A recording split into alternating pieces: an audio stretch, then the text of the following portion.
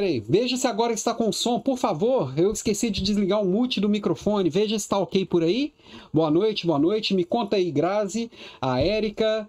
Opa, boa noite. Está sem som? Estava sem som. Culpa minha. Oi, está sem som. Oi, Grazi.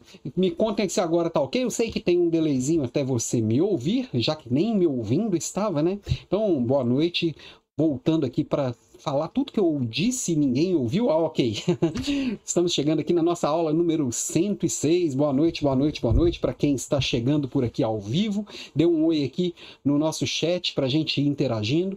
E quem estiver ouvindo ou assistindo por uma gravação, seja pelo YouTube, seja pelo Spotify, seja por qualquer agregador de podcast, essa aula fica disponível por apenas uma semana. Depois fica exclusiva para os sócios do Master Leaders Club.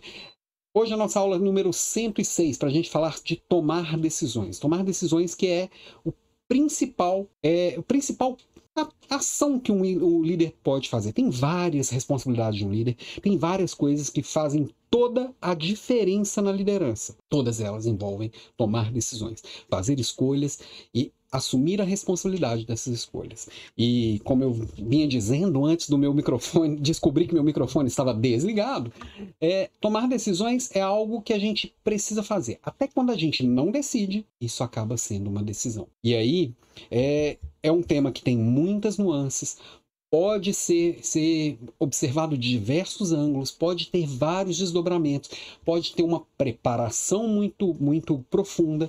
Lidar com as consequências das decisões é um outro assunto que também tem bastante profundidade. É óbvio que nem eu, nem ninguém conseguiria trazer uma profundidade perfeita durante uma hora e pouquinho de aula. Aqui nós estamos juntos para poder trabalhar os aspectos principais da tomada de decisão. Inclusive, pesquisei livros sobre o assunto. Tem alguns livros, mas eu acredito que temos uma carência de bibliografia, uma carência de profundidade maior de trabalhar esse tema. Estou trabalhando aqui em um livro exatamente sobre esse tema, tomada de decisões, porque é o principal ativo de um líder, é saber tomar boas decisões e ser responsável pelas decisões que toma. E mesmo assim, a gente falha por falta de conhecimento, falha por não saber escolher, falha por não assumir e executar as decisões que foram tomadas. Então, hoje tem bastante papo. Deixa eu dar um oi para mais gente que está chegando por aqui. O Paulo Almeida, boa noite. Paulo, seja muito bem-vindo, obrigado pela presença.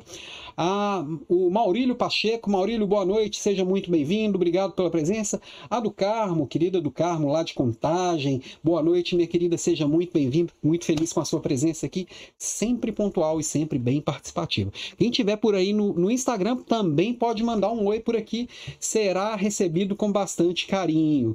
Vamos que vamos. Mas vamos lá.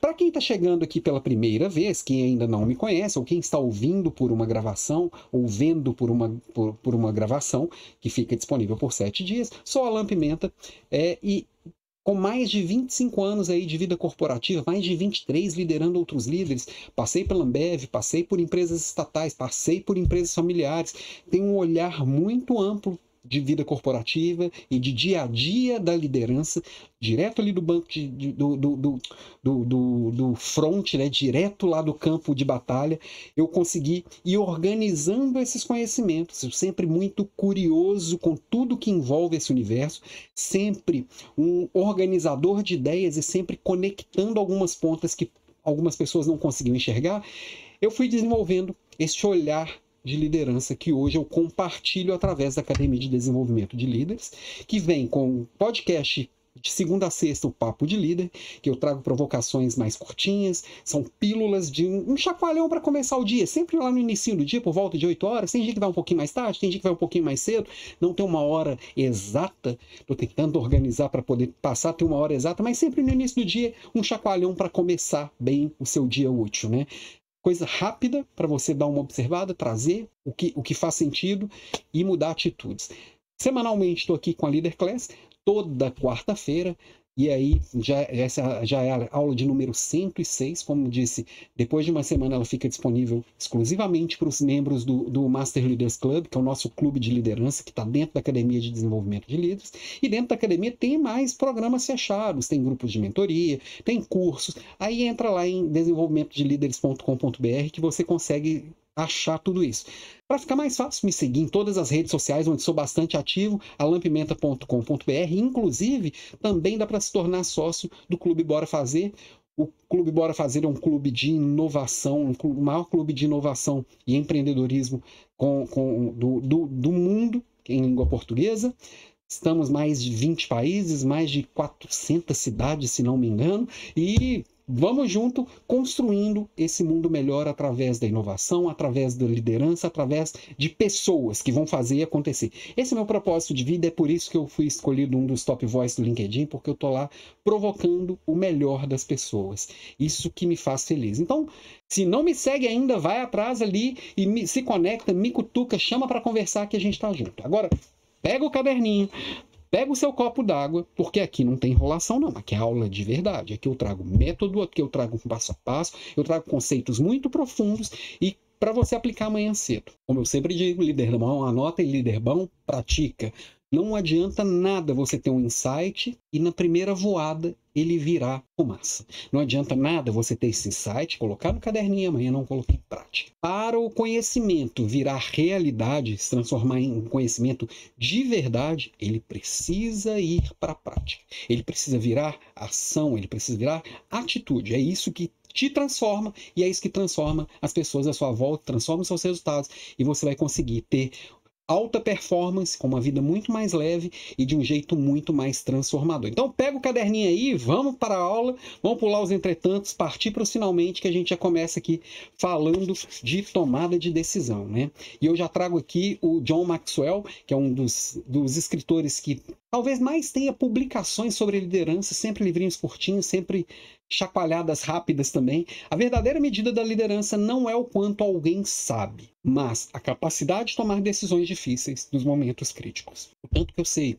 o tanto que eu já vivi, o tanto que eu fui trabalhando isso e praticando isso no dia a dia, ele vai virar efetivamente resultado, ele vai efetivamente mudar a minha vida, ele vai efetivamente mudar a vida das pessoas à minha volta, na hora que eu tomo decisão e coloco essa decisão em prática. É nessa hora que a gente realmente percebe quem é líder de verdade. Quem vai conseguir tomar decisões, inclusive decisões difíceis, vai passar por decisões às vezes impopulares, decisões que não são óbvias. Isso vai fazer toda a diferença. E é disso que a gente vai falar aqui hoje. Ok? Deixa eu ver quem mais que chegou por aqui. A Ana Cláudia, aqui no Acre, ainda boa tarde. Boa tarde, Ana Cláudia. Obrigado pela presença, diretamente do Acre. Então, boa tarde para você, Ana Cláudia Sanches Talaveira Macedo, diretamente aqui do YouTube também. Obrigado pela presença. Sua primeira vez aqui ou já esteve por aqui, eu acabei esquecendo? Me conta aqui, deixa eu ver quem mais aqui. Olha, a Vivi Queiroz, Vivi, nossa mentorada aqui de vários dos nossos programas, presente aqui no nosso no Instagram. Opa, só ela que me deu um oi aqui. Tem um monte de gente que entrou e não deu oi. Manda seu oi daí que eu mando meu oi de cá. Mas vamos lá. Tomar decisões, por que é uma coisa tão complexa? Por isso talvez tenha pouca bibliografia sobre o assunto. Por que é uma coisa tão complicada, observando do ponto de vista de quem está à frente dessas decisões? Porque é navegar num campo minado mesmo. Você nunca sabe exatamente se aquela pisada você vai avançar ou se vai explodir. Então, você precisa navegar nesse campo minado, e se você nunca caminhou num campo minado, eu não, pelo menos você já jogou o campo minado, e é exatamente daquele jeito. Você precisa de estratégia, você precisa olhar o todo, e você precisa dar o próximo passo para avançar e conquistar, né? Então, esse desafio nesse mundo pós-digital que a gente vive com tanta incerteza é a arte de fazer escolhas. Ele vai passar por escolhas o tempo inteiro. Como que eu dou esse próximo passo? Como que eu evoluo nesse sentido? E a gente está vivendo num mundo que essa era pós-digital, ela já tinha começado antes da pandemia. A gente já estava passando por essa mudança de era. E a pandemia que veio aqui e mudou muito da nossa cultura, do nosso jeito de fazer, do nosso jeito de encarar as coisas, acelerou talvez uns 10 ou 20 anos o que aconteceria naturalmente.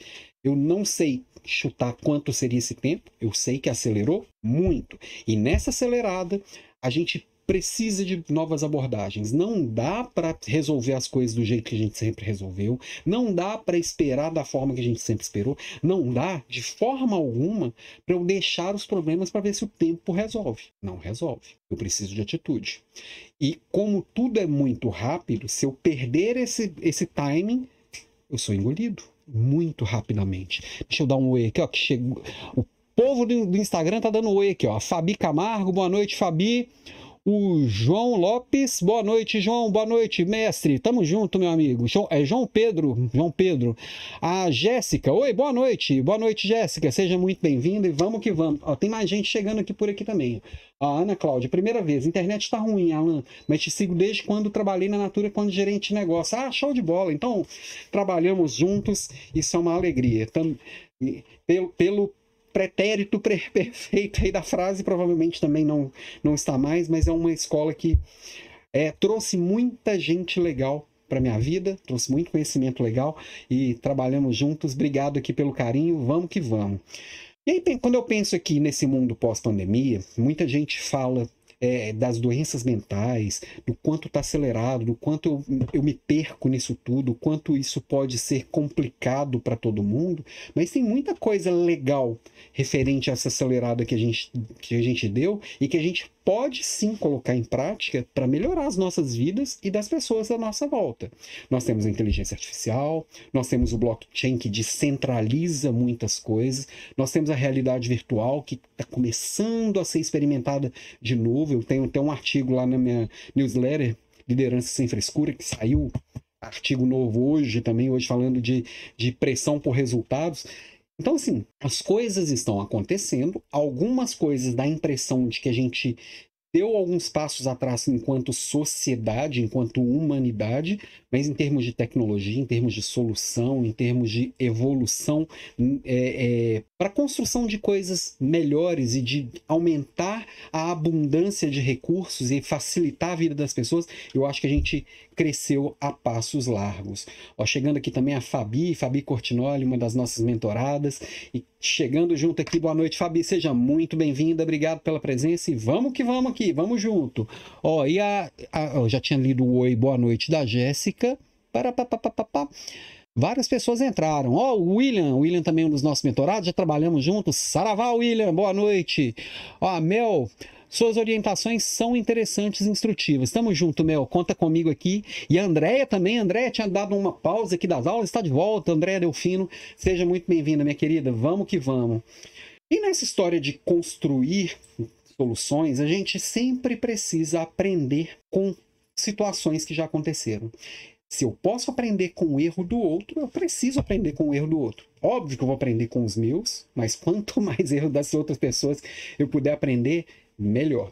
E aí eu trouxe aqui dois casos que são bem conhecidos, talvez até bem batidos, mas que é interessante a gente se transportar para o lugar das pessoas que estavam nas cadeiras que tomavam decisão. E quando a gente se transporta com empatia, tentando enxergar exatamente daquele ângulo, que é muito fácil, depois que a caca aconteceu, eu colocar um monte de defeitos nas decisões, desqualificar o que o outro decidiu lá atrás.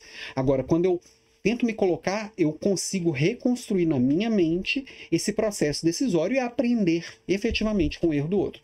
Eu trouxe aqui a maçã e a fita, falando do Blockbuster e da Apple. A Apple, quando foi lançar o iPhone, qual que era a principal crítica que aquela maravilha tecnológica que mudou o mundo tinha? E eu lembro exatamente da frase do dono da BlackBerry. Quem no mundo, por acaso, ia querer um telefone sem tecla? E realmente ele chegou a ser pensado se ia ter tecla ou não, porque existia uma rejeição. E o Steve Jobs, ele era categórico, quando ele falava assim, não, eu não uso pesquisa ao cliente, porque os clientes não sabem o que eles querem. Eles não sabem exatamente dizer o que eles querem.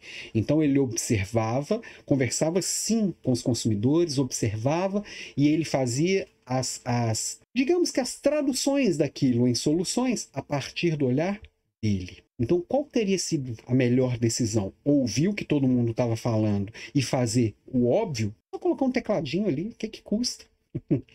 ou fazer do jeito que estava pensado, disruptivo, realmente ousado. Precisa ter coragem, precisa ter culhão para tomar uma decisão dessa. Há de concordar comigo. É a mesma coisa questão da Blockbuster. Blockbuster, líder mundial, praticamente todas as cidades grandes com volume de negócios tinha uma Blockbuster lá firmando sua posição, provavelmente nos pontos mais nobres da cidade, invencível. E aí tinha alguém lá começando pequenininho, mandando alguns DVDs pelo correio, uma operação que claramente não era muito sustentável, uma tal de Netflix. Eles tiveram a oportunidade de comprar, mas não, falaram, isso aqui não tem como dar certo. Olha o meu aqui. Meu modelo de negócio é muito melhor. O que aconteceu depois disso é história. E tem várias outras histórias que a gente poderia contar, mas imagina você lá hoje, parece óbvio, mas imagina você lá, chefe do conselho, líder do conselho de administração da Blockbuster. Como que você lidaria com essa chegando um envelope em cima da mesa e fala aqui, ó, nós temos a possibilidade de comprar uma empresa que envia DVDs pelo correio. Como seria isso? Como você lidaria com isso? Não é simples, não.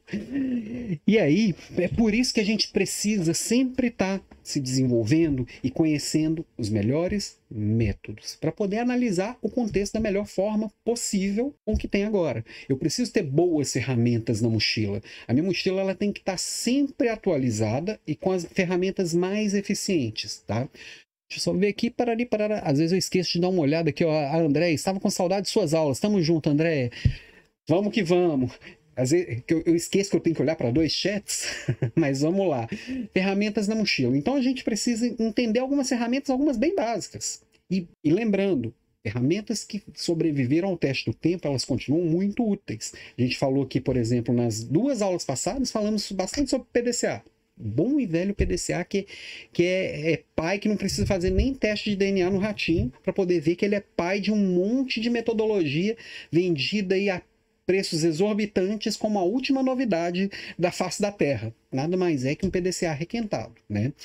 Mesma coisa a análise SWOT, que eu pego simplesmente vou mapear tudo que o meu negócio tem de forças, que é o interno, fraquezas, que também é interno, que está aqui dentro das minhas paredes, ou dentro da minha equipe, ou dentro do meu olhar e no meu poder de decisão, que tem como positivo e negativo. E olhando para fora, quais são os riscos que o mercado me apresenta, que o meu negócio me apresenta, o que tem aqui em volta que pode ser um obstáculo para a evolução que eu estou planejando? E o que é oportunidade? O que tem de fora assim, que pode acontecer, ou que eu já sei que vai acontecer e que pode ser uma oportunidade para o meu negócio? Quando eu consigo mapear tudo isso, eu já tenho aqui excelentes elementos para tomar decisão. E tomar decisão nada mais é, como dissemos na semana passada, quando a gente estava falando de planejamento estratégico, dizer não. Tomar decisão, toda vez que eu faço uma escolha, eu estou fazendo um monte de desescolhas. Eu estou dizendo não para um monte de oportunidades. Eu estou dizendo não para um monte de coisa legal. Para isso eu preciso coragem. Para isso eu preciso atitude. Para isso eu preciso liderança. Por isso para o líder é tão interessante olhar isso. Outra ferramenta que é interessante é você construir uma árvore de decisões. Do tipo assim, se eu fizer tal coisa, o que vai acarretar de impacto, de desdobramentos possíveis? E se eu não fizer, quais são os desdobramentos possíveis? Vários desses desdobramentos também vão ter outros desdobramentos. Quando eu consigo enxergar isso de uma forma até visual mesmo, não sei se você já viu aqueles filmes americanos, principalmente, que o pessoal vai fazer investigação, eles começam a colocar tudo num grande quadro, parece uma coisa que não faz tanto sentido, mas o fato de você olhar e ter aquela visibilidade de tudo que está acontecendo facilita muito a tomada de decisão, facilita muito chegar a conclusões. Então eu posso também fazer essa árvore de decisões, uma coisa simples, pega uma parede e enche de post-it, ou abre Miro, né, que é aquele quadro branco virtual, e vai enchendo de post-it também, post-its digitais, né, com a sua equipe, vão mapeando os possíveis desdobramentos. Aí a gente pode facilitar essa tomada de decisão. E a gente está vivendo a era da informação. Na verdade, nós estamos vivendo a era pós-digital. Depois da era da informação, a gente já fez uma revolução e hoje a informação, ela é commodity, ela está espalhada por todos os lados. Os dados estão por todos os lados. Os dados são um novo petróleo. Exemplo claro disso é o Facebook comprando o WhatsApp, que até hoje não gera diretamente nem um centavo de receita. Comprou por 19 bilhões e estima-se que ele está valendo aí pelo menos umas 10 vezes mais do que isso. E aí, por quê? Porque aquilo ali é uma vasta fonte de dados. Quando a gente entende o valor dos dados, eu vou entender que as minhas decisões, elas precisam ser baseadas sempre em fatos e dados. Eu preciso ter uma cultura orientada a fatos e dados. Na hora de eu avaliar uma equipe, eu preciso me basear em fatos e dados. Tomar uma decisão, me basear em fatos e dados. E aí eu preciso saber coletar, saber analisar e saber interpretar esses dados. É algo que eu preciso também me desenvolver nesse sentido. Tá? E quanto mais eu tiver dados relevantes e conectar esses dados e analisar e avaliar cada um desses dados, maior a probabilidade de tomar uma decisão correta. Eu preciso ser cuidadoso de assumir esses dados. E uma das maiores mudanças de abordagem que eu vejo aqui no mundo pós-digital, no mundo pós-pandemia, é essa. Até então, o líder ele trabalhava muito com o seu feeling ali. Eu dou uma olhada assim e falo assim, é pra cá. Por quê? Não interessa, ninguém me perguntava por quê. Eu vou fazer porque o chefe mandou. E o chefe mandava ao sabor do vento. E não ligava, para que eu vou precisar de dados? Eu tenho 20 anos de experiência. Só que o mercado muda o tempo inteiro. Isso não tem sido mais suficiente. Eu não estou falando que é irrelevante. Uma das coisas que é bem importante é eu também, inclusive está aqui em algum lugar da apresentação aqui do que eu preparei para vocês, não exatamente agora, mas sim, eu preciso levar em consideração também o meu instinto. E o instinto não é nada muito esotérico, não. Você pode até acreditar nisso, e eu estou indo além do conceito esotérico da coisa, ou religioso, ou qualquer coisa nesse sentido. Pensando no sentido racional da coisa, no sentido psicológico da coisa, né? Lembra lá de Freud, de Jung, que a gente tem o nosso cérebro consciente, que é isso que eu estou aqui colocando para fora para você, que é o que eu consigo expressar, é o que eu consigo tangibilizar e transformar em palavra, transformar em pensamentos e frases concisas. Tem ali o meio consciente ou subconsciente, que aí depende do autor como que ele vai classificar, mas onde fica ali tudo meio perdido, meio que solto, que está ali vagando e você às vezes está voando aqui, pensando em várias coisas ao mesmo tempo, mas elas não estão bem conectadas, são as ideias que a gente vai absorvendo ao longo da vida também. E o subconsciente, que é aquilo que está ali guardadinho, de acordo com as minhas experiências, de acordo com as minhas vivências, de acordo com tudo que eu já passei e senti, mas que eu não consigo trazer ao consciente o tempo inteiro. Mas ele está ali guardado e guiando basicamente todas as minhas decisões. Esse é o tal do instinto. Esse é o tal do sexto sentido. E se eu tenho muitas experiências, se eu tenho muito conhecimento de coisas que eu aprendi, de histórias que eu ouvi, de histórias que eu vivi, naturalmente esse subconsciente vai me direcionar, esse inconsciente vai me direcionar para as decisões corretas. E a gente vê pessoas bem experientes, líderes bem experientes, tomando às vezes decisões muito rápidas e não tem tempo para fazer análises profundas. E você pergunta por que ele decidiu aquela coisa? Na hora ele não vai saber te falar. Depois de um tempo ele pode até racionalizar essa coisa instintiva do que aconteceu. Mas naquela hora, são conexões muito rápidas que acontecem dentro do nosso córtex para a gente fazer essas escolhas. E sim, elas são importantes, mas diferente do que muita gente acha, elas também são baseadas em fatos e dados que estão ali armazenados. Embora eu não traga todos eles à consciência por falta de tempo, às vezes, ou por falta de preparo, às vezes até emocional, quanto mais eu me preparo, quanto mais eu me coloco como um decisor, quanto mais eu experimento tomada de decisão, mais apurado vai ser esse instinto, tá?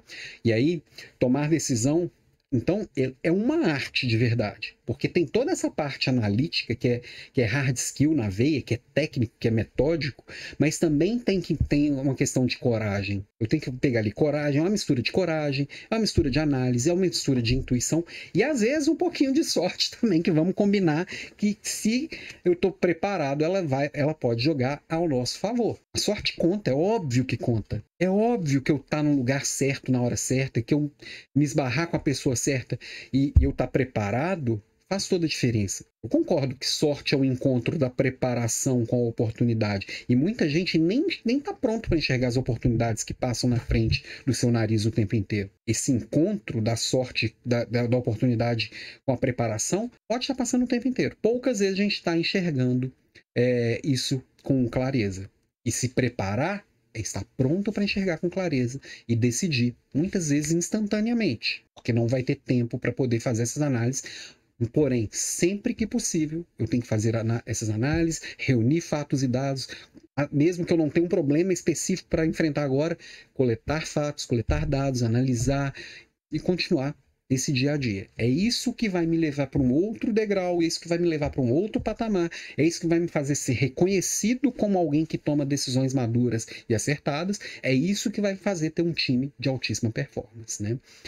Tá, então como é que a gente pode desvendar esse enigma, né, de resolver os problemas, achar soluções que muitas vezes, principalmente nesse mundo pós-digital, que a gente falou bastante de PDCA nas últimas aulas, sempre falando de causa e efeito, e hoje os problemas são complexos, então tem uma cadeia de causas interconectadas e ali acontecendo, influenciando o tempo inteiro, muitas vezes é um enigma mesmo. Enigmas, às vezes, bem complexos. Como é que a gente faz isso? Como é que a gente consegue ir conectando todas essas coisas para achar soluções? Várias formas. Primeira coisa, eu preciso estruturar o problema. E aí eu trago de volta o elefante aqui. Dessa vez eu trouxe um elefantezinho um pouco mais simpático. Quem está no Instagram, quem está no Spotify não está vendo o elefante. Mas acreditem, tem um elefante por aqui. E quando a gente trabalha vamos trabalhar, olhar um outro ângulo. Quando eu trabalho com metas ousadas e metas de longo prazo, eu sempre trago essa figura do elefante. Como é que você come um elefante? Você fatia o elefante. Não dá para comer numa bocada. E metas grandiosas e metas ousadas exigem que eu coloque isso no longo prazo e vá fatiando para eu fazer pequenas entregas. E com o problema a mesma coisa. Quanto maior e mais complexo é o problema, maior a necessidade de fatiar o elefante, de quebrar esse problema grande em problemas menores, em análises mais focadas, em análises das suas partes. Nem sempre analisar as partes separadas vai dar a resposta do todo. Mas quando você pega uma coisa muito grande, muito complexa, eu preciso estruturar esse problema em partes menores e fazer essa análise em partes menores. Deu para entender o conceito ou está confuso? Me contem aqui no chat, por favor. Tá? E aí, eu posso dar um exemplo aqui disso falando do Titanic, né? Vamos falar um pouquinho do Titanic, mas eu não tô falando do filme não, tá? Eu tô falando do barco mesmo, do navio mesmo. Lá no início do século XX, lá em 1910, 12, se não me engano, o naufrágio foi em 1912, tava todo mundo muito empolgado com o Titanic. Por que o Titanic se tornou tão famoso, sendo que não foi nem o primeiro, nem o último naufrágio, não foi que morreu mais gente, mas porque tudo foi construído e a expectativa que foi gerada era gigantesca. E aí pensa que tinha muita gente envolvida e cada um com a sua expectativa e cada um com as suas verdades a respeito daquilo. Os construtores do barco tinham certeza que eles estavam fazendo o barco mais resistente do mundo. Um barco, era bem dito na época que era um barco inafundável, era um navio inafundável, que era uma coisa grandiosa, gigantesca e muito sólida. Era impossível afundar. A tripulação do navio estava se preparando para poder ser a melhor tripulação de todos os tempos. Eles estavam sendo reconhecidos como se fosse o topo da carreira deles. Eles estavam assim, eu sou muito bom nisso. Eu sei o que eu estou fazendo. Aí pensa aqui as pessoas que estavam ali organizando a decoração, tudo do mais alto luxo. Eles estavam preocupados em ter a melhor experiência possível. Aí pensa os passageiros estavam pagando uma fortuna para ir na viagem inicial. É óbvio que não tem problema nenhum. Eu estou pagando pelo melhor do mundo. É o mais seguro, é o mais confortável. É o top dos tops das picas das galáxias. Então, Nesse olhar, deixa eu ler aqui um comentário da Andréia, só para seguir com a história do Titanic. Deu para entender, é fazer um planejamento para a construção do todo. Perfeito, Andréia. E olhar os problemas e fatiar os problemas, tá? E aí, falando do Titanic, voltando aqui no Titanic, todo mundo olhando da sua igrejinha, do seu lugarzinho, do seu ângulo, para aquele colosso e com aquela ansiedade de chegar ao grande dia. Nós vamos fazer a viagem inicial de um colosso que vai mudar a história da navegação mundial. E o tempo foi fechando, mas não precisa se preocupar. Um navio inafundável. Começou a gerar alertas de temporal, ninguém se preocupou. Alertas de icebergs, ninguém se preocupou. Navio desse tamanho, esse colosso aqui, não precisamos nos preocupar. E o resultado a gente já sabe, né? Na sua viagem inaugural, ele colidiu lá com o iceberg e foi para o fundo do mar. Por quê? Ninguém se preocupou com várias possibilidades de problema. Ninguém olhou para os problemas além do seu próprio pedaço. Ninguém olhou para os riscos que eram inerentes ao negócio, né? Então, por isso que eu preciso, antes de fazer as coisas, identificar os possíveis problemas. Eu preciso identificar com clareza os problemas. Estava um preocupado com a decoração, um preocupado com o violino, um preocupado em divulgar aquilo para a mídia, mas os alertas de iceberg, ninguém se preocupou. O navio é inafundável, né? Então, eu preciso definir com clareza e de forma muito correta o problema o quanto antes, né? É fácil? Não, não é fácil. Porém, é necessário. Eu preciso, como líder e como alguém que nesse mundo pós-digital, que é incerto, que é volátil, que tudo muda o tempo inteiro e que o imprevisível entra no jogo o tempo inteiro, eu preciso estar tentando antecipar isso o tempo inteiro. O quanto antes eu puder prever e projetar os possíveis futuros, melhor eu consigo me precaver. E aí melhor eu posso tomar as minhas decisões a partir dessas projeções. Eu tenho que tomar as decisões nesse ambiente, não dá para esperar marolinha. Não, é mar revolto o tempo inteiro e não tem previsão de mudar, né? E aí eu preciso me preparar e me planejar para tomar decisões. Quem? Eu e todo mundo que está à minha volta, todo mundo que é envolvido. Eu preciso me preparar e preparar a equipe. Todos nós precisamos estar engajados nessa tomada de decisão, todos nós precisamos estar preparados e com casca firme, porque vai ter imprevisto, nós vamos tomar decisão errada, nós vamos errar, nós vamos acertar, tem coisa que vai dar certo, tem coisa que não vai dar certo, tem coisa que eu vou projetar de um jeito e vai acontecer de outro, eu vou fazer um movimento, o meu concorrente vai fazer um movimento diferente, o mercado vai dar uma reviravolta, o governo vai tomar uma decisão que eu não previa, vai acontecer. Quem poderia prever, por exemplo, a guerra da Ucrânia? Talvez alguns analistas e tal, mas são poucos os analistas de geopolítica que apostavam efetivamente naquilo ali acontecendo. Ou quem poderia prever uma pandemia? Alguns vão dizer assim, o Bill Gates falou numa palestra. Ele falou de uma forma muito genérica. O Yuval Harari também já tinha previsto. Não, ele fez projeções dentro de várias outras que também não deram certo. Eu preciso observar todo esse universo de possibilidades. Muita coisa é possível. E para eu não enlouquecer, eu preciso focar naquilo que é possível e aquilo que é desejável, esses possíveis futuros relacionados ao meu negócio, relacionados ao meu desenvolvimento, relacionados a isso que está à minha volta. Não dá para eu dar conta de tudo, saber de tudo, entender de tudo e projetar tudo. Só o Doutor Estranho. Mas eu, como líder, e quanto mais alta a minha posição, mais estratégica for a minha posição, mais eu tenho que ter esse olhar. Inclusive, fiz uma publicação na minha provocação do dia de hoje, no Papo de Líder de hoje, sobre nexialismo. Mas eu preciso ter esse olhar nexialista. Que uma decisão ela vai impactar muitas outras coisas. Como é que eu olho para esse todo, vejo o que pode me impactar e na hora da decisão, a partir dessa decisão, que tipos de impacto que isso vai ter? Como que as coisas se amarram? Como que as coisas se conectam? Né? E aí eu preciso ir além do óbvio para poder realmente conseguir navegar nesse mar. Eu preciso ir além do óbvio também para poder conseguir inovar nesse universo de possibilidades. Senão eu fico igual um maluco atirando para todo lado. E vamos combinar que atirar para todo lado é gasto de energia que a gente perde e não resolve nada. E aí eu preciso sim gerar ideias fora da caixa. Eu preciso sair do óbvio. Para enfrentar esse mar de incertezas, as respostinhas simples que eu já usei até então não funcionam mais. Muitas vezes a gente vai precisar lançar mão daquela solução que a gente já testou lá no passado e não deu certo. Sabe aquela história que eu duvido que você nunca ouviu?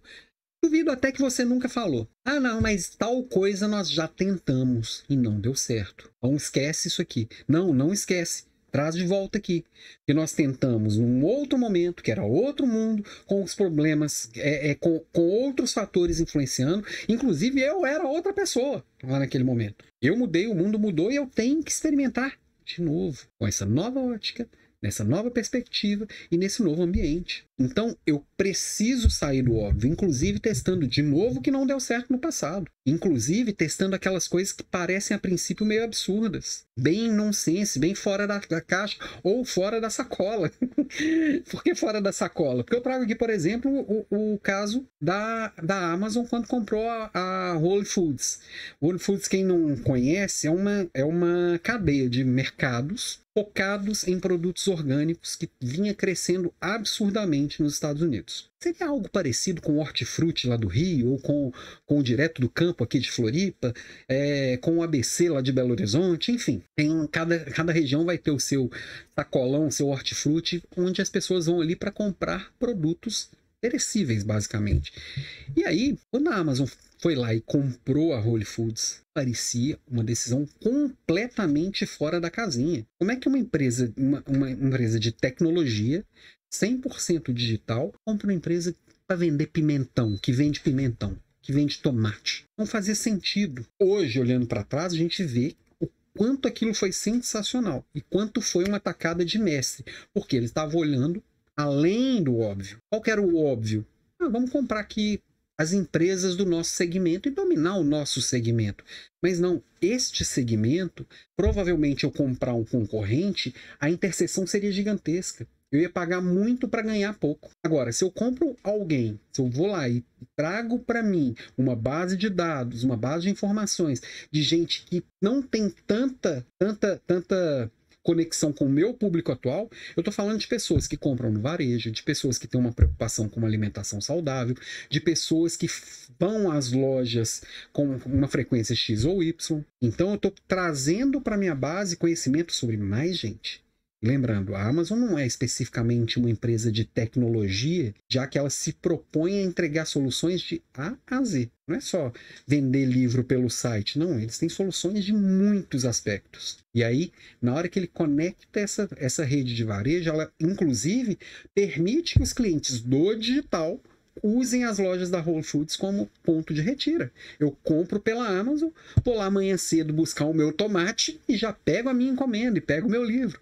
Então, tudo se conectou e tudo fez muito sentido depois que aconteceu. Porque na época, todo mundo que eu conheço jogou pedra e falou que não fazia nenhum sentido, né? Ó, comentário da Andréia. Opa, perdi. Andréia, cadê? Ah, deu para entender. Não, já tinha lido o seu. Comentário da Mel. Se reinventar todos os dias é necessário, é imprescindível, Mel. Porque quando a gente não se reinventa, o mundo está se reinventando e eu não vou, mesmo que eu escolha não me reinventar, porque eu gosto muito de como eu sou hoje, no novo mundo eu me torno um estranho. Eu preciso caminhar junto. Eu preciso decidir as mudanças. Eu preciso antecipar o que é inevitável. E aí, quanto antes eu antecipar e liderar essas mudanças, melhor do que ser engolido por elas, né?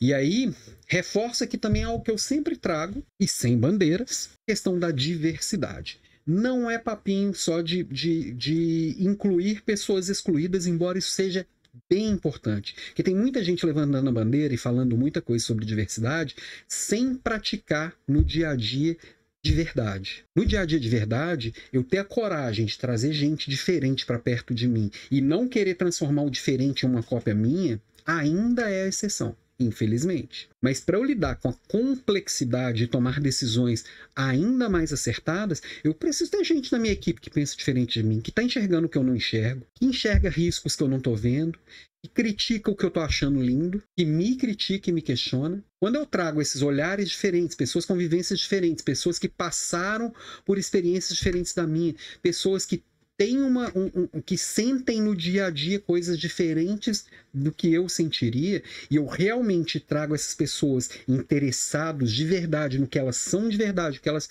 podem me entregar a partir do que elas são, aí a coisa muda de figura. A diversidade, quando é de verdade, é um elemento espetacular para decisões mais acertadas, para uma tomada de decisão que seja realmente acertada em um mundo de tanta incerteza, um mundo tão volátil, tão complexo. Então, eu preciso olhar para essas pessoas e trazer cada vez mais olhares divergentes para perto, cada vez mais conflito de ideias, para poder a gente colocar essas ideias para fazerem amor e se multiplicarem.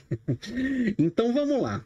E aí, outra coisa que é importantíssima é eu entender e buscar explorar as tecnologias disruptivas. Enquanto a gente está aqui, desde a hora que a gente começou com a nossa conversa até agora, com certeza pipocou algumas inovações na sua área que vão impactar o seu trabalho, que vão impactar o seu negócio. Dá para eu saber de tudo o tempo inteiro? Óbvio que não.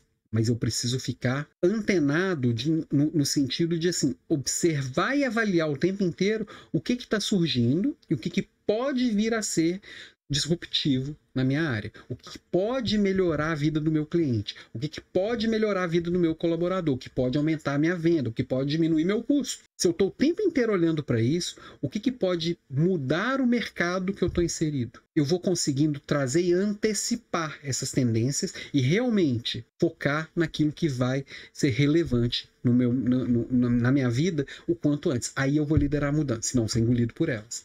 Então, quando eu estou percebendo uma tecnologia nova e já antecipo e já experimento, eu tenho a tendência a absorver essas mudanças ou liderar essas mudanças, ou no mínimo absorver de uma forma mais simples, né? Tá, mas se não tem como eu olhar tudo o tempo inteiro, mais uma vez estou desmistificando a figura de um líder que tudo pode, que tudo vê e que tudo faz. Aquele líder super-homem que não pode ter fraquezas, que tem todas as respostas, não cabe mais nesse mercado atual. E todo mundo que tentar ser esse líder que sabe tudo, que faz tudo e que resolve tudo, vai terminar num psiquiatra, vai terminar com infarto, vai terminar com a saúde física e mental completamente bagunçada. Não tem outro caminho.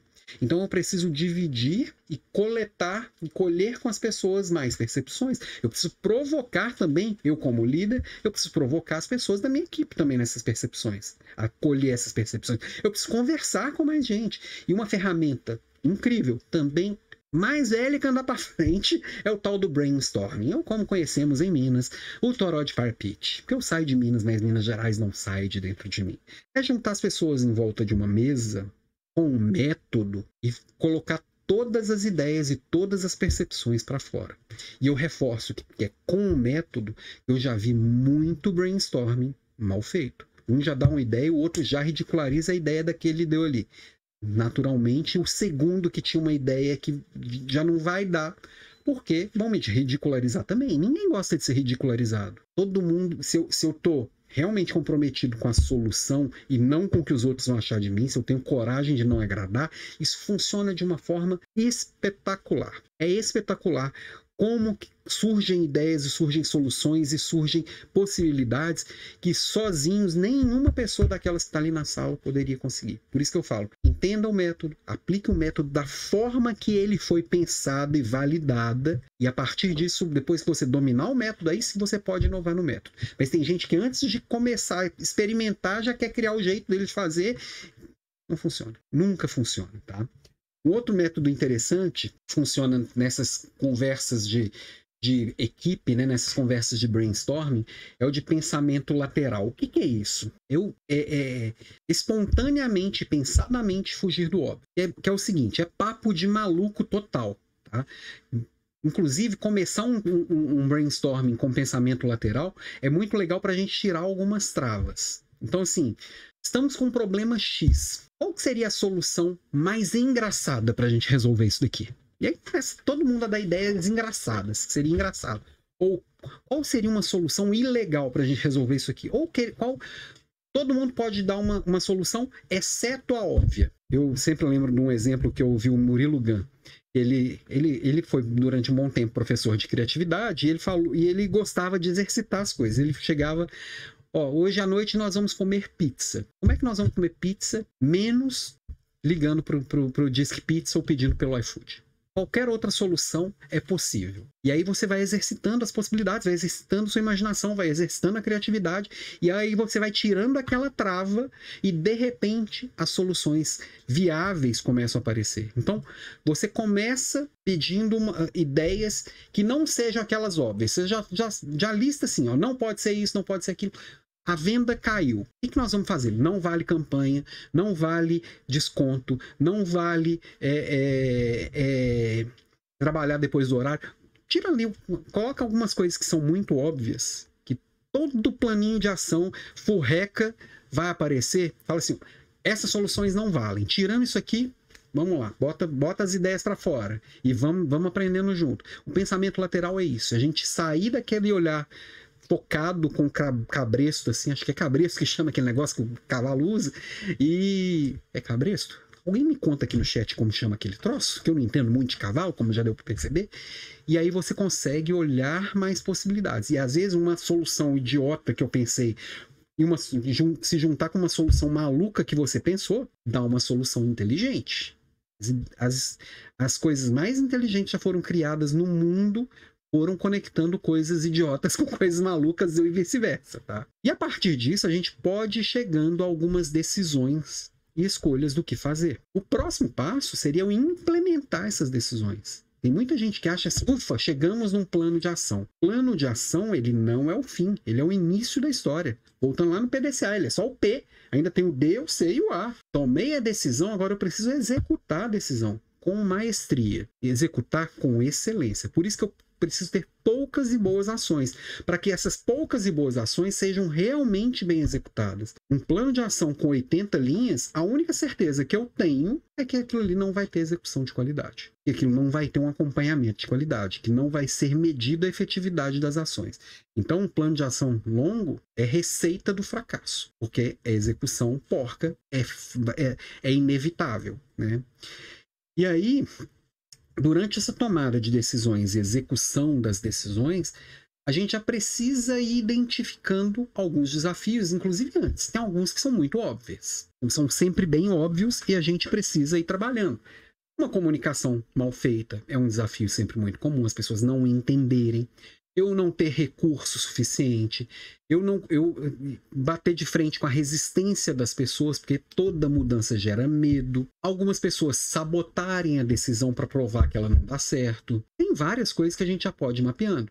Então, a hora que eu entender, e aí no seu negócio você vai saber o que exatamente são os desafios mais comuns, quem são aquelas pessoas que geralmente são o freio de mão, e essas pessoas, elas não podem, muita gente fala assim, só tirar essa pessoa, manda embora. Não, as pessoas que criticam são importantes também no negócio. São aquelas pessoas que fazem o otimista enxergar aquilo que ele não quer enxergar. É claro que a pessoa que só reclama, ela precisa de boas conversas, né? Mas essas pessoas, elas são necessárias. Quem são elas? Como que eu lido com elas? Quem são as pessoas que tendem a sofrer mais com essas mudanças? Como que eu lido com essas pessoas? Eu vou mapeando todos os desafios e quem e o que pode me atrapalhar e vou tomando as decisões e executando da melhor forma possível, tá? Então, tomei a decisão, executei. Termina aqui? Óbvio que não. Porque toda decisão tem consequência. Todo remédio tem o seu efeito colateral. Todas, 100% delas. E a hora que eu consigo enxergar, me precaver e me planejar também com as consequências, a coisa vai mudando de figura. E é bem parecido com jogar xadrez mesmo. Um movimento que você faz... Eu não sou um bom jogador de xadrez, né? Eu aprendi as regras. Eu não sei nenhuma daquelas jogadas, eu não faço ideia que é um gambito da rainha, embora tenha adorado a série. Mas quem entende de xadrez, de estratégias de xadrez, sabe que um movimento muda o jogo inteiro. Não é só um movimento simples. Tem várias coisas envolvidas. E aí, eu entendendo que tomar decisão é esse joguinho de xadrez, que eu puxo uma peça para cá e tudo em volta vai mudar, eu tenho uma responsabilidade ainda maior de olhar para esse tabuleiro e entender onde que cada peça está. É o que eu falei hoje de manhã, de ser um nexialista, de ter esse olhar mais amplo, de conseguir ir além do óbvio, de conseguir enxergar os impactos das decisões e conseguir lidar com eles, né? E aí seria quase que um olhar de mãe de Ná mesmo, de pegar a bola de cristal e falar assim, se eu fizer isso, o que que pode acontecer no futuro? E fazendo essas projeções, né? Aquela árvore de decisões, e ali a partir dos cenários mapeados, eu escolhi qual que é o melhor cenário, o cenário mais desejável. E trabalhar em função desse cenário desejável. É o melhor dos mundos. É esse daqui. Vamos trabalhar neste sentido. E no meio do caminho eu ir percebendo o que não faz sentido e ajustando as velas do meu barco. Não é nada inteligente não ter um plano. A decisão mais inteligente sempre é ter um plano. Mas ter um plano e você não pode mudar ele, é mais burro do que não ter um plano. É bem pouco inteligente também, tá? E aí, para fazer essas projeções, um erro que a gente comete muito, e aí esse erro é muito comum, porque ele é difícil da gente perceber, é eu ter o meu olhar linear. Eu pelo menos, eu estou com meus 45 aqui, eu fui formado, moldado e forjado em um mundo com pensamento totalmente industrial, um pensamento linear. Eu vou seguindo uma escadinha muito óbvia para tudo. Só que nós estamos vivendo com a expansão do digital, nesse mundo pós-digital que está tudo interconectado, o pensamento ele tem que ser exponencial. Então, muitas vezes eu vou começar, parece que não está dando resultado. E, de repente, a curva do exponencial ela é muito diferente de uma curva linear. E se eu não entender e pensar dessa forma, que eu estou plantando, no início eu estou colocando muito empenho para pouco desempenho, e que de repente esse desempenho ele vai desencantar e vai acontecer, eu vou percebendo e vou projetar e vou monitorar essa projeção de um jeito diferente. Eu preciso exercitar esse pensamento exponencial, inclusive fazendo análise de outros movimentos exponenciais, né? Um exemplo que eu trago aqui para ilustrar um pouquinho do que eu estou falando é o case lá do Facebook com a Cambridge Analytica. Não sei se todo mundo aqui se lembra ou ficou sabendo do caso. Ele teve uma repercussão bem grande, agora eu não vou lembrar quando foi, mas deve ter uns 4, 5 anos. Todo mundo sabe, ou deveria saber, que o Facebook está coletando dados nossos o tempo inteiro. Fala assim, mas eu nem uso o Facebook. Não mesmo. Você usa o Threads, você usa o Instagram, você usa o WhatsApp, você usa o Facebook, ou você já viu alguma propaganda que está conectada a alguma coisa do Facebook? Sim, o Facebook sabe quem você é, e muito bem. E ele coleta muito dado a seu respeito, e ele consegue transformar esses dados em informações muito precisas do seu hábito de consumo, da sua forma de viver, dos seus desejos, das suas necessidades, e ele sabendo muito do que você é, que tipo de personalidade que ele tem ouro nas mãos. Por isso o novo petróleo são os dados.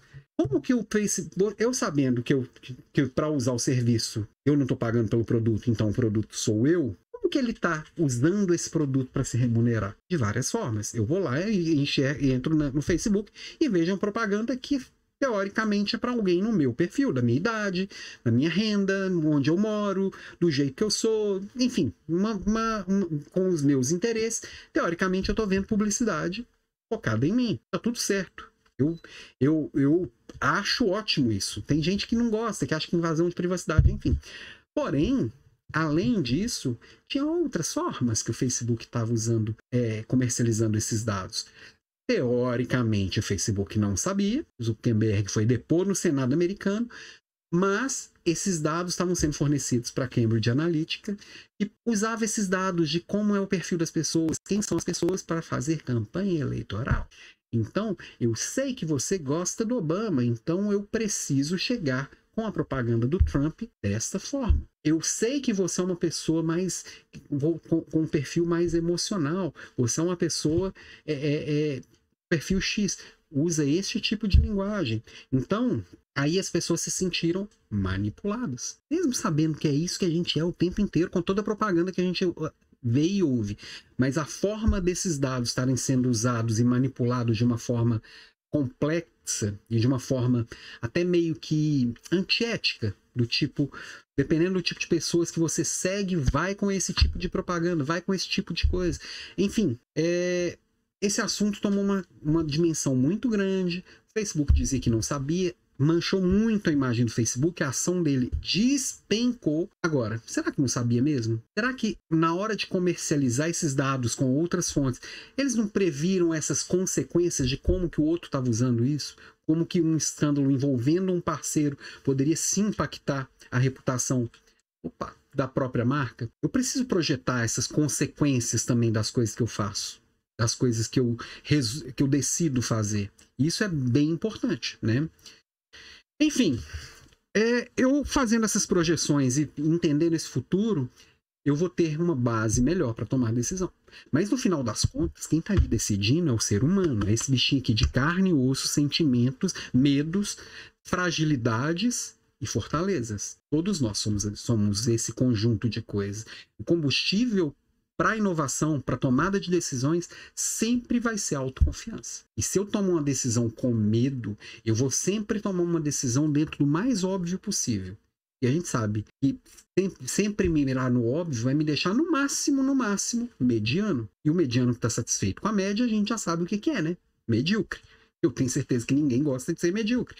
Se eu quero me destacar, eu preciso alimentar a minha autoconfiança para tomar as decisões com coragem, com atitude e no momento correto.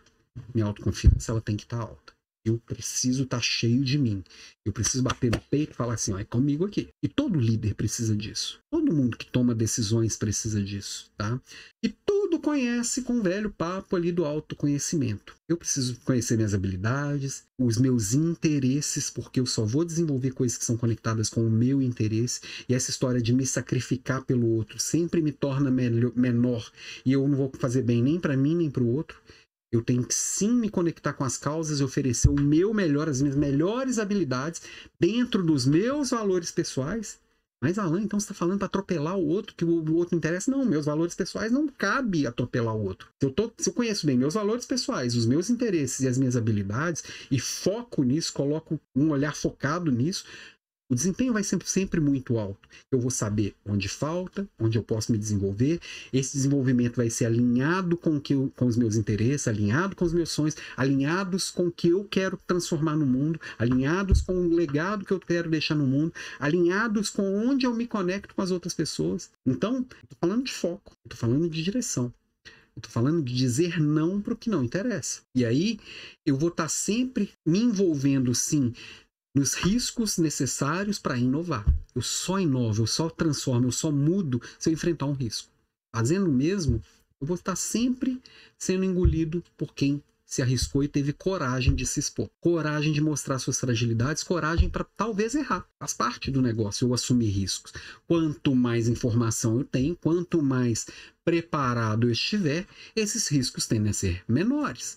Quanto mais embasado em fatos e dados, e quanto melhor for o meu monitoramento das decisões, mais eu consigo lidar com esse risco no dia a dia, né? E aí, eu vou desenvolvendo cada vez que eu pratico, cada vez que eu erro, cada vez que eu caio, cada vez que eu sou engolido por algo que eu não previa, cada vez que um imprevisto pula na minha frente, eu vou me tornando mais forte. Aí eu vou precisar ser muito bom em duas coisas que um bom decisor no século XXI, no mundo pós-digital, passam a ser essenciais. Até então, era desejável que alguém fosse assim. Nesse mundo que é volátil, que é imprevisível, eu preciso ser resiliente e eu preciso ser flexível. Então, resiliência e adaptabilidade, eu preciso mudar de ideia e mudar o curso das minhas decisões tão rápido quanto eu perceba que elas não deram certo. E eu preciso saber que se eu cair agora, não é a minha última queda, não é o meu último tropeço. Levanta e segue firme. Levanta, se fortalece, se prepara para o próximo round. É assim. Esse é o mundo pós-digital que nós estamos vivendo. E não adianta chorar, ele é dinâmico e ele pode ser bem legal dessa forma, sabe? Então, eu diria que, inclusive, essa resiliência, essa adaptabilidade, quanto mais à prova eu me coloco, mais eu vou aprendendo, mais eu vou me tornando mais forte. Então, essa resiliência, ela inclusive vai para o conceito lá do Taleb, de antifragilidade. Eu me torno antifrágil. O caos me fortalece, o erro me fortalece, né? E aí, durante essa jornada de decisões, eu preciso confiar em mim mesmo, no que eu já adquiri, no que eu venho construindo. Óbvio que eu estou muito mais imaturo do que eu vou estar daqui 10 anos, com muito menos experiência do que eu vou estar daqui 10 anos. É óbvio que vai ter alguma pessoa que já está numa jornada focada de desenvolvimento 10 anos à minha frente. Isso não tem nada a ver com a idade. Tem gente da mesma idade que eu está muito à frente de mim, porque tomou consciência de muitas coisas que eu estou tomando consciência agora e colocou em prática lá atrás. E tem gente que nunca colocou e nunca vai colocar e vai seguindo, leva a vida igual o Zeca Pagodinho, deixa a vida me levar. Então, assim, cada um tem a sua jornada de desenvolvimento, a sua jornada de criar repertório, a sua jornada de aprender, a sua jornada de se fortalecer. Agora eu tenho que acreditar com o que eu tenho de melhor agora. Falta, sempre vai estar faltando. Está 100% pronto? Ninguém está 100% pronto. Mas eu vou fazer o melhor com o que eu tenho agora. E eu preciso confiar que a decisão que está aqui na ponta da minha língua é que nós vamos assumir. Pega aqui, vamos pegar e vamos desenvolvendo ao longo da estrada. E aí não é só esse desenvolvimento técnico. É importante, sim, conhecer métodos, conhecer técnicas, conhecer como que as coisas são construídas. Para cada mercado vai ter um desenvolvimento técnico importante. Tem alguns que são mais universais, mas é um desenvolvimento, aquelas coisas que a gente aprende, tal da hard skill, né? Que eu aprendo que se eu não me atualizar, aquilo ali fica obsoleto. Agora eu preciso também desenvolver as soft skills, que são as habilidades socioemocionais. Essas eu tenho que estar de olho nas principais o tempo inteiro. Naquelas que eu me destaco, nas habilidades socioemocionais, nas soft skills, que são as minhas fortalezas, eu preciso alimentar todo dia. Aquelas habilidades socioemocionais, aquelas soft skills que são meus pontos fracos e que me impedem ir para o próximo nível, eu preciso estar ali trabalhando também. Tem um monte de ponto fraco meu que talvez não valha a pena gastar energia, mas os meus pontos fortes e aquilo que está me impedindo de ir para o próximo nível, eu tenho que trabalhar, eu tenho que desenvolver. Né? E aí também aprender coisas novas efetivamente. Eu preciso ler, eu preciso estar aqui assistindo aula, eu preciso conversar com pessoas que conhecem assuntos diferentes dos que eu conheço, eu preciso colocar em prática as coisas que eu estou aprendendo, eu preciso sim me matricular em alguns cursos online ou presenciais, eu sim preciso estar envolvido em um hábito de aprendizado que vai ser até o resto da minha vida. Lifelong learning. Não tem como parar de aprender mais. Como que eu aprendo é diferente do jeito que você aprende. Então a minha estratégia não serve necessariamente para você. Entenda como você aprende e como você pode construir isso na linha do tempo. Como você pode potencializar esse aprendizado. E aí você vai se tornando cada vez uma melhor decisor. Falei lá atrás de intuição. E a intuição é tudo isso. Você vai.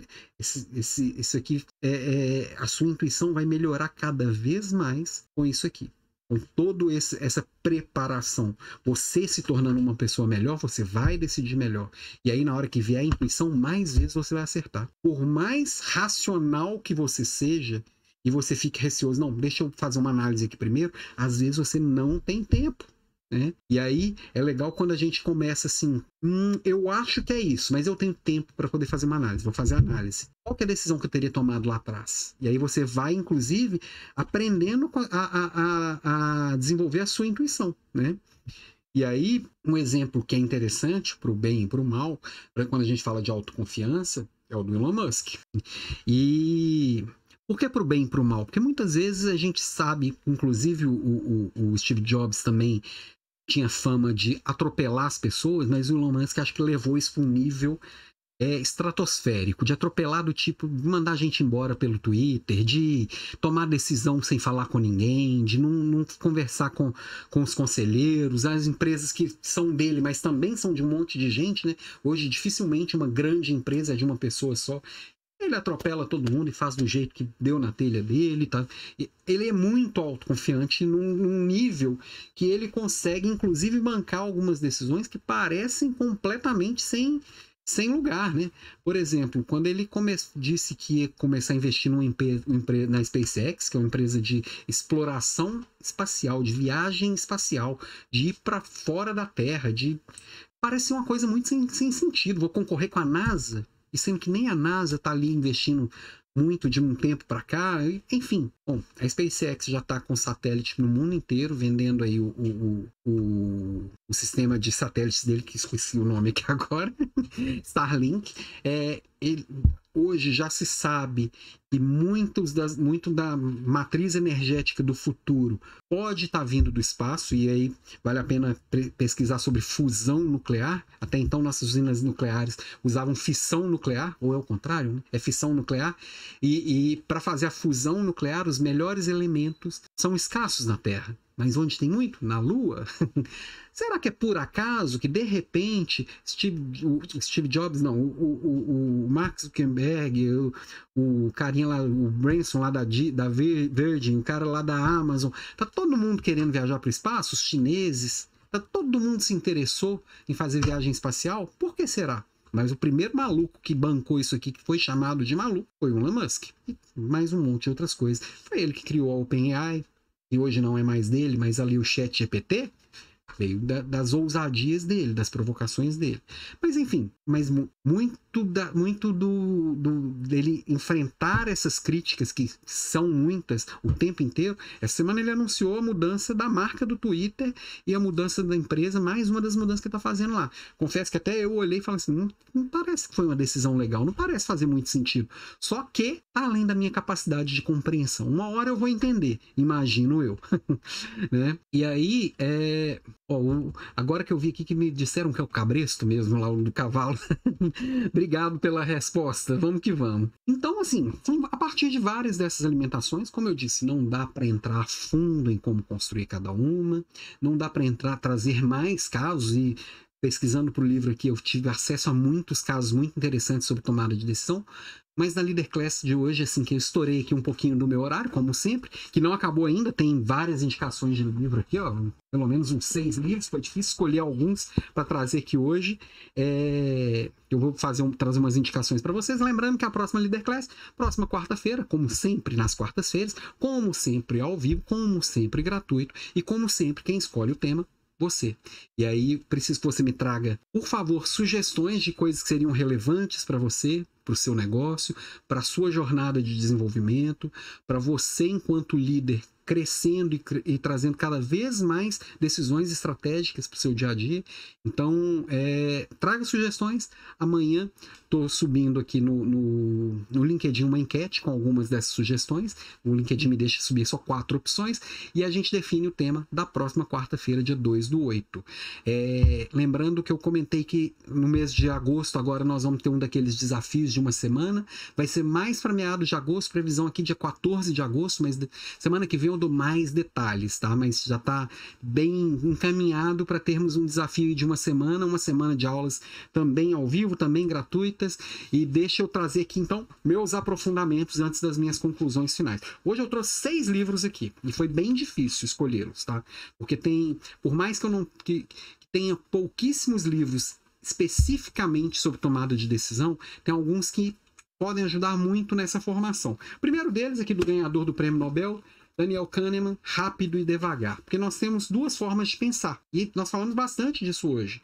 Uma que é muito rápida, que é essa decisão meio instintiva, que eu vou ali decido e não sei exatamente na hora, racionalmente, conscientemente, o que eu decidi.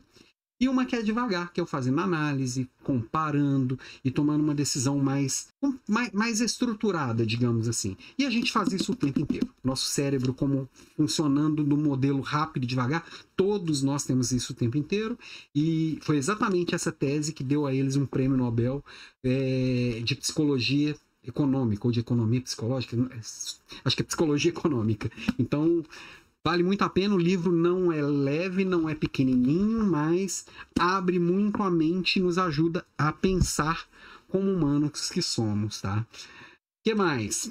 Próximo aqui, Blink. O meu tá com a capa diferente, acho que esse aqui meu tá com a capa mais nova. Tô vendo, tá bem clarinho ali no YouTube, mas aqui no Instagram dá pra ver, do Malcolm Gladwell, A Decisão num Piscar de Olhos, também trazendo muito sobre essa questão de decidir num mundo tão rápido e como que a gente pode efetivamente dominar essa questão da tomada de decisão. Esse livro é bem legal também, esse é uma leitura mais fácil, vai bem no caminho do Daniel Kahneman também, nesse caminho, tá? Esse aqui eu já sugeri ele aqui mais de uma vez também, várias vezes na verdade, do Ishiro Kishimi e do Fumitake Koga, 2 japoneses, né? Que A Coragem de Não Agradar. Eles trazem uma conversa entre um mestre e é um diálogo, né? Entre um filósofo ou um psicólogo, um filósofo meio psicólogo, um psicólogo meio filósofo e uma pessoa que está querendo se desenvolver, né? Como a filosofia pode ajudar você a se libertar da opinião dos outros, superar suas limitações e se tornar a pessoa que deseja. Ele fala bastante da psicologia adleriana, que não é uma corrente de psicologia tão famosa assim, não é tão estudada nem nas escolas de psicologia e que tem muito a ver com os nossos complexos de inferioridade, como que a gente consegue se desenvolver não a partir do que vão achar de mim, mas a partir do que eu sou, do que eu acredito e olhando para frente. Ele divergia bastante do Freud, que eles trabalharam juntos, e o Freud ficava muito num olhar focado no passado, e o Adler tinha um olhar mais focado para frente. Esse livro aqui é muito legal. Esse aqui é uma leitura também de talvez uma semana, ou num final de semana, numa sentada também dá. Esse aqui é o livro do meu amigo, do Fred, Dr. Frederico Porto, Antecipe o Inevitável. A arte e a ciência de liderar mudanças. Também uma leitura bem simples. O Fred ele é muito objetivo na forma de expor e como você pode se preparar e liderar todas as mudanças. Então, livro também bem legal. E todos estão disponíveis na Amazon, tá? Eu olhei, todos estão com venda a preços módicos. E outro aqui, A Startup Enxuta, do Eric Rie. Por que eu trouxe esse aqui na tomada de decisão? Esse livro também indiquei na semana passada, porque a gente precisa pensar de forma enxuta, a gente precisa pensar com um olhar de efetivamente tomar decisões de uma forma concisa, de uma forma coerente, de uma forma prudente, tá? Sempre com bastante discernimento, mas sempre com bastante prudência, e esse livro é bem legal para isso. Por último, e não menos importante, do discípulo do criador dos OKRs, né, do mentorado dele, o John Doerr, como o Google, Bonovox e a Fundação Gates sacudiram o mundo com os OKRs. Avalie o que importa. Como é que a gente pode fazer poucas e boas escolhas e fazer acompanhamento próximo dessas poucas e boas escolhas? Como gerenciar essas poucas e boas escolhas no dia a dia e realmente ter um direcionamento claro para o que eu vou dizer sim, o que eu vou dizer não? Como fazer isso de uma forma organizada? Vale a pena ler esse livro aqui também para entender um pouquinho mais de OKRs. Bom, e para fechar nosso papo de hoje, queria agradecer todo mundo aqui presente. Deixa eu ver aqui se temos mais comentários, novos comentários. Não, acho que está todo mundo muito caladinho aqui hoje. Eu trago aqui Thomas Edison. E se tem alguém que decidiu e que não tinha medo de errar e que aprendia com os erros, é esse carinha. E ele falava que sempre há uma forma melhor de fazer. Encontre-a. Decidir é isso. Eu preciso experimentar, acertar, melhorar. Experimentar, errar, aprender, experimentar de novo, acertar e melhorar. É um processo de todos os dias, o resto da nossa vida. E eu, como líder, eu tenho a responsabilidade de efetivamente cuidar para que tudo isso aconteça de uma forma organizada e de uma forma que eu me prepare cada dia mais como um tomador de decisões. Que é o nível de complexidade das decisões que eu tomo, é o nível de estratégia que eu estou envolvido, é que vai definir o meu nível de liderança, o nível das minhas conquistas, o meu salário vai vir disso, a minha remuneração, as minhas conquistas materiais, as minhas conquistas de relacionamento, todas vão ser decorrentes das decisões que eu tomo. Você é reflexo das decisões que você tomou desde sempre. Deixa eu ver aqui os últimos comentários. A Vivi, senti falta das imagens do YouTube. Que hoje vou assistir de novo gravado, que hoje ela assistiu ali pelo Instagram.